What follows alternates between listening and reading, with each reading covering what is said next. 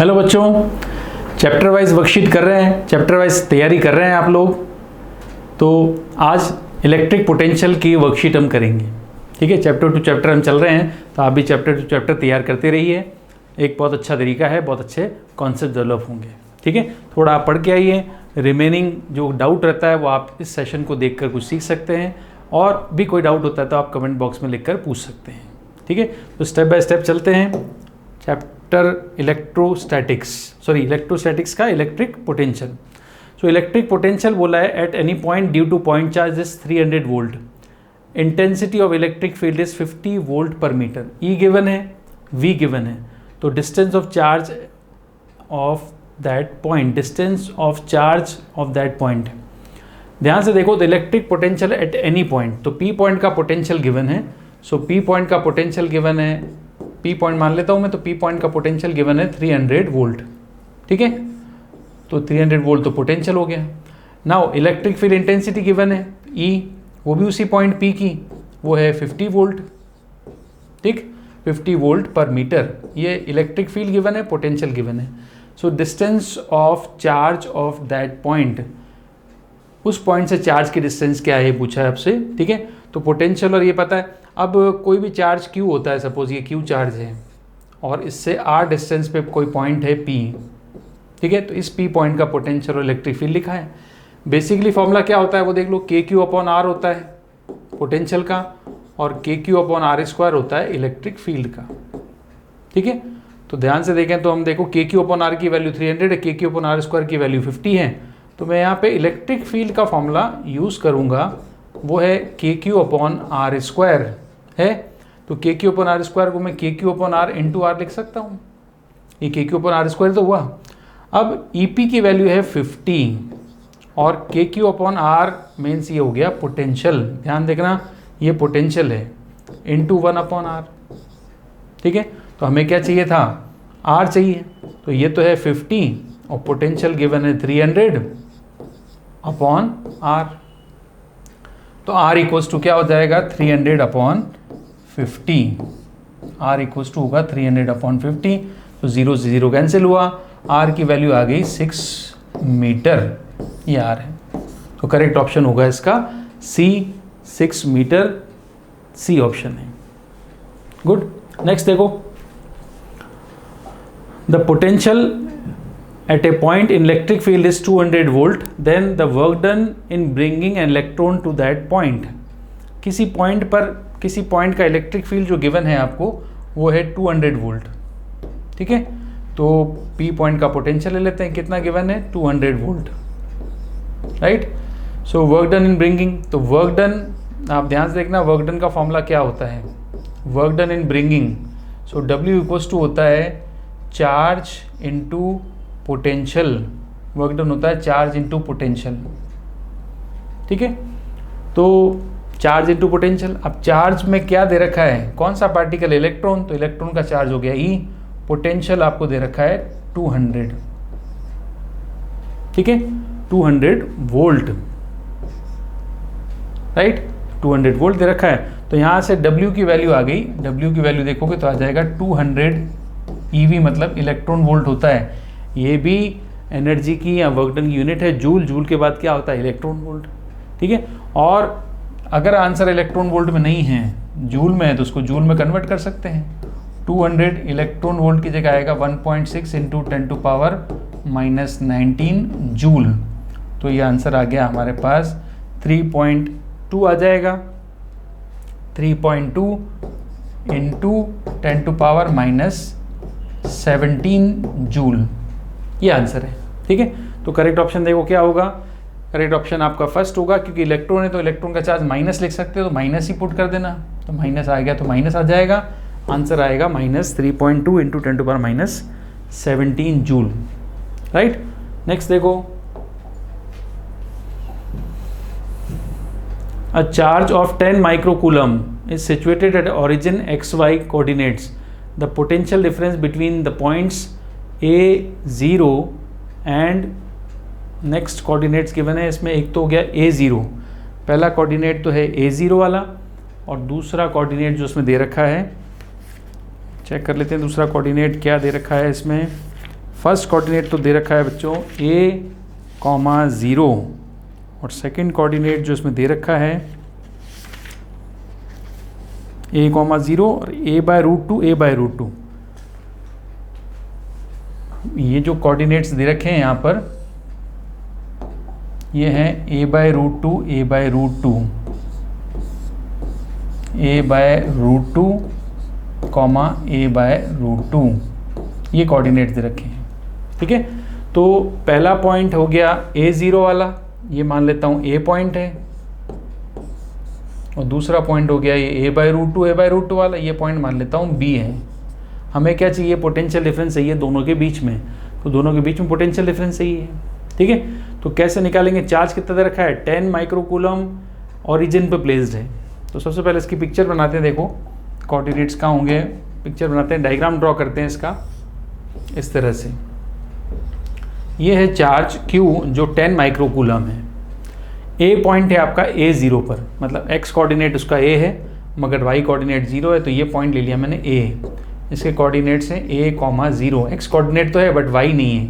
ठीक है, और नेक्स्ट दे दिया a/√2 मतलब कोऑर्डिनेट में x भी है y भी है, तो ये पॉइंट मान लेता हूँ यहाँ पर, ये पॉइंट हो गया B आपका। इसके कोऑर्डिनेट्स हैं a/√2, a/√2। ठीक है, तो 2 पॉइंट हो गए। इन दोनों पॉइंट्स के पोटेंशियल का डिफरेंस पूछा है।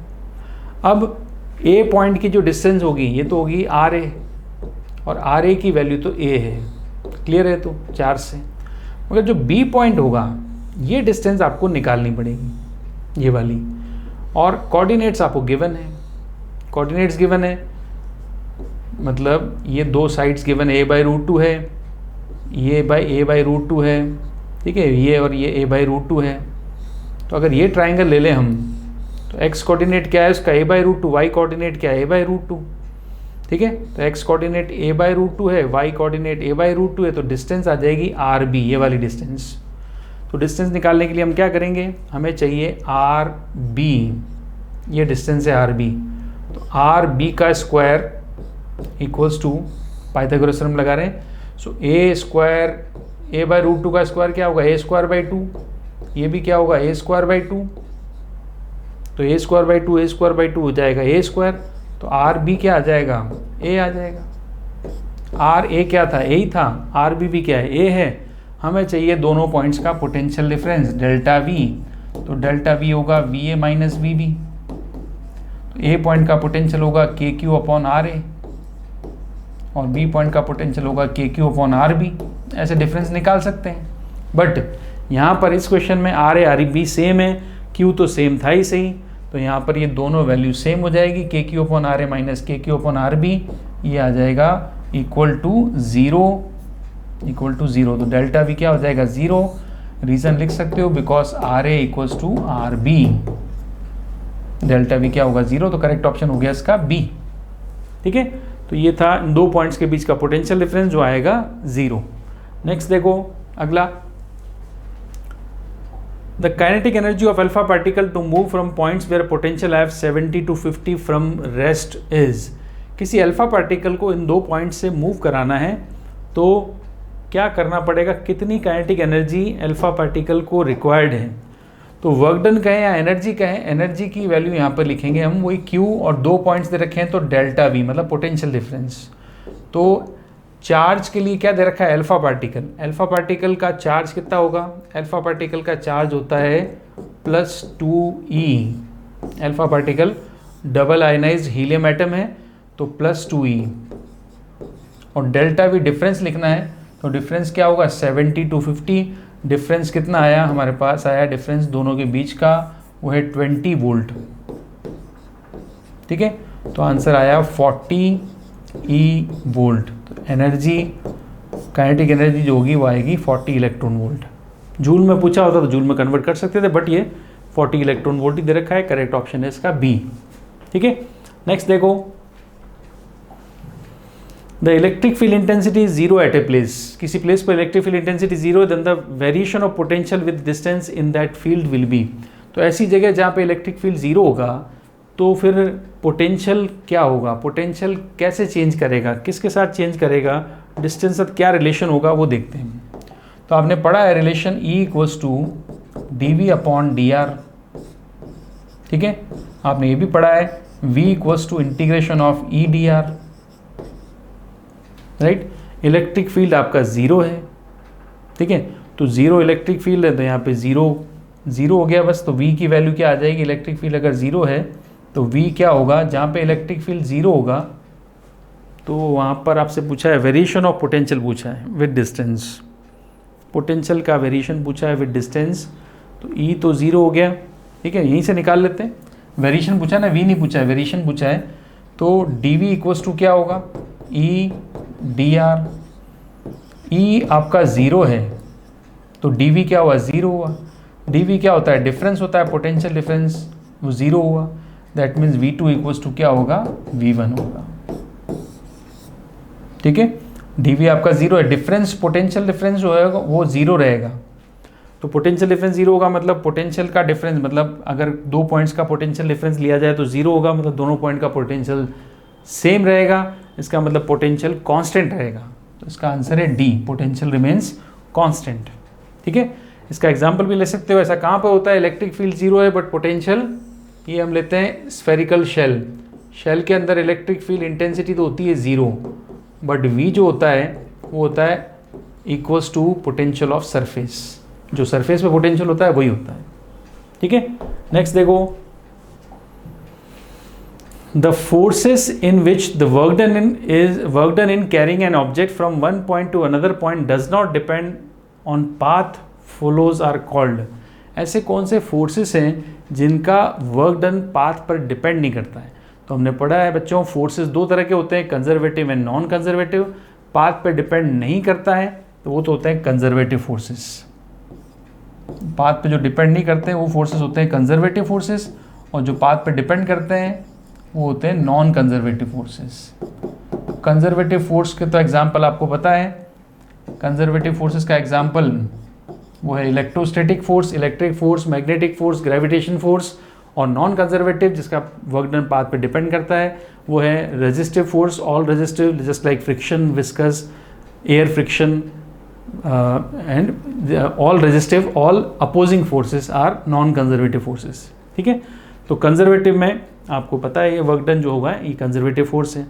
नेक्स्ट देखो, rate of change of physical quantity with distance is known as of that of physical quantity. ऐसी क्वांटिटी की बात कर रहे हैं हम, अगर उस क्वांटिटी का changes with respect to distance अगर आप निकालते हो तो उसको क्या बोलते हैं, उसको बोलते हैं, आपने पढ़ा है, उसको बोलते हैं ग्रेडियंट। उसको बोलते हैं ग्रेडियंट ऑफ दैट क्वांटिटी। हमने पढ़ा E equals to dv upon dr।